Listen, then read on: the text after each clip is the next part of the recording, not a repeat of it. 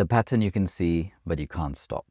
She'd been in therapy for 7 years, could name every pattern, every trigger, every attachment style, and she sat down across me and said 4 words: nothing has actually changed. Nothing has actually changed. If you ever felt that, then stay with me. I've been working on the level of the body, not just minds, for almost 2 decades now.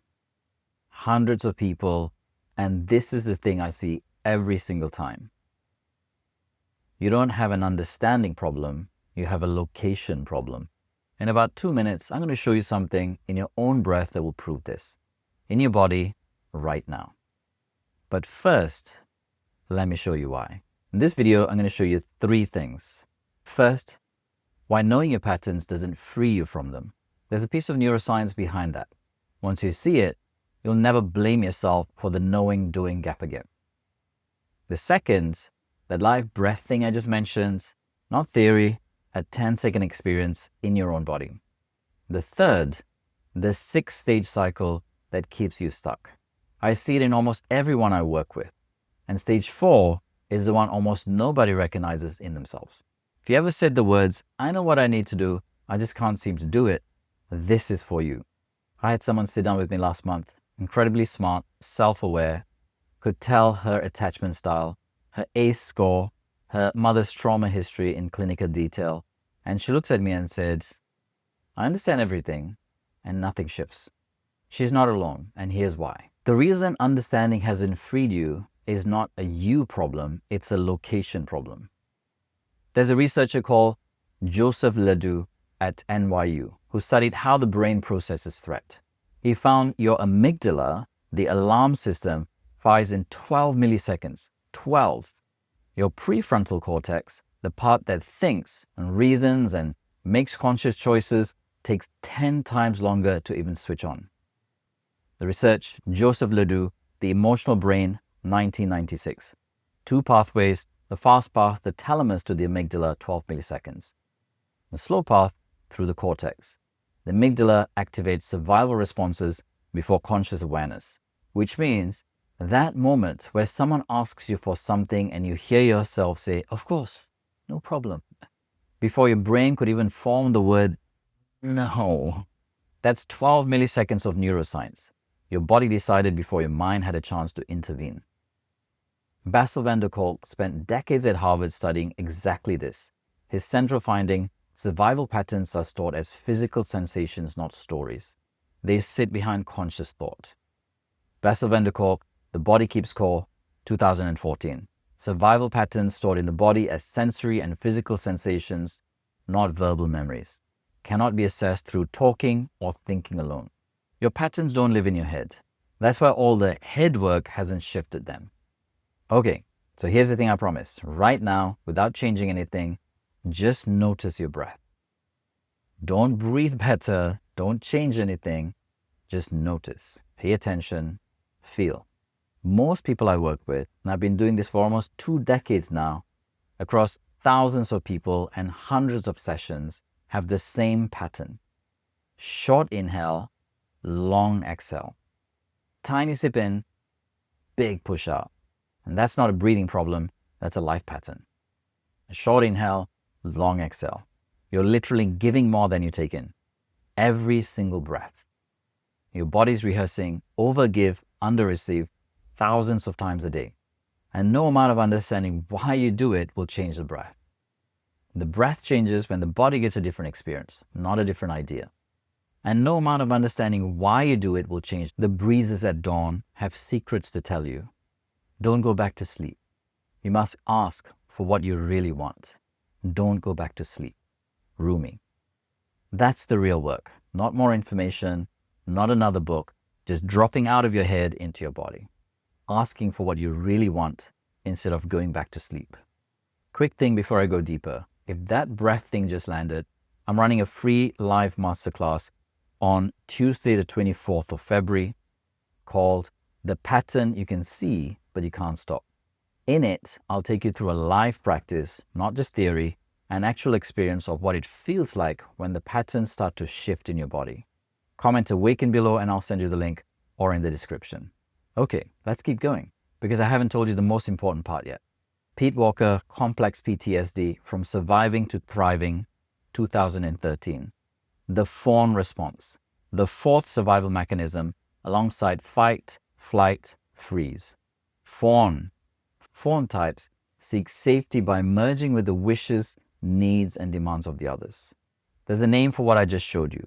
Pete Walker called it Fawn response. It is the fourth survival mechanism. Not fight, not flight, not freeze, fawn. It's when your nervous system figured out early on that the safest thing to do is to please the person in front of you. Agree with them, anticipate their needs, shape yourself around their mood.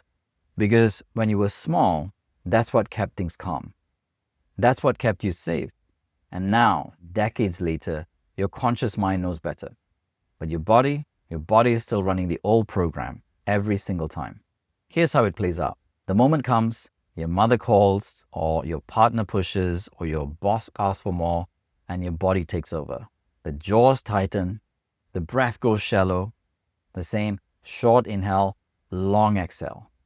And before the conscious mind even forms the word, no, the mouth has already said, of course, no problem.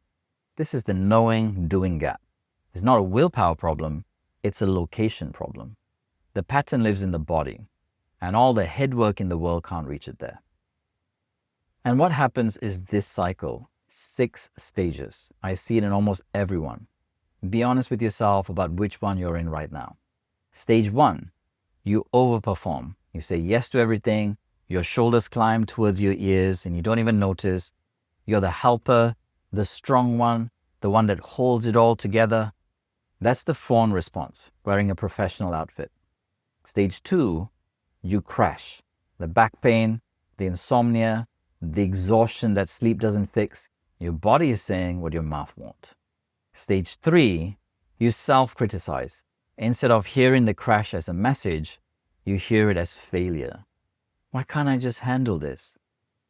And here's what I always ask. When did beating yourself up ever work? Name one time. You can't, because it doesn't. Stage 4, you hide. You withdraw, you cancel the plans, you scroll, you start to numb out. And here's why this stage is one nobody recognizes. Because from the outside, it looks like self-care. You call it recharging. But you're not recharging, you're having a breakdown, and there's a difference. Stage 5, brief awareness, a moment of clarity of, I need to change this, and you mean it, genuinely. This is the moment you buy the books, or you sign up for the course, or you write in your journal at 2 a.m. Stage 6, straight back to stage 1, because the inside was real, but nothing shifted in the body. The mind had a moment, the nervous system didn't, and the cycle starts again. If you saw yourself in that, you're not alone, and you're not failing. You're trying to think your way out of something that lives deeper than thought. Gabor Mate put it simply, the greatest damage done by neglect, trauma, or emotional loss is not the immediate pain they inflict, but the long-term distortions they induce in a way a developing child will continue to interpret the world and their situation in it. Gabor Mate, The Myth of Normal, 2022. Trauma is not what happens to you, but what happens inside you. The body's interpretation of early experience creates the patterns that runs for decades. You didn't choose the pattern chose you before you had a vote. Bessel van der Kolk on treatment, body-based approaches, yoga, breathwork, EMDR, somatic experiencing, consistently more effective for survival patterns than talk therapy alone. The body needs to learn the danger has passed. So if thinking about it doesn't work, what does? You have to give the body a new experience, not a new explanation, a new experience. Remember the breath pattern I showed you? Short inhale, long exhale, giving more than you take in. That pattern doesn't change because you understand it. It changes when your body has a different experience. When you actually let yourself take a full breath in, when you practice receiving instead of just giving. Van der Kolk research showed that body-based practices, yoga, breathwork, movement, change these patterns in a way that talking about them simply doesn't. Because you're working at a level where the pattern actually lives. It's the difference between reading a book about swimming and getting in the water. You can read every book on swimming ever written, and your body will not know how to swim until it gets in the water. This is why you can have 20 insights in a month and nothing changes, because insights happen in the mind and the patterns live in the body. And nobody told you that these are two different languages. Knowing others is intelligence. Knowing yourself is true wisdom. Mastering others is strength. Mastering yourself is true power. LeDoux. LeDoux drew that line thousands of years ago between knowing yourself and mastering yourself. Two different skills entirely.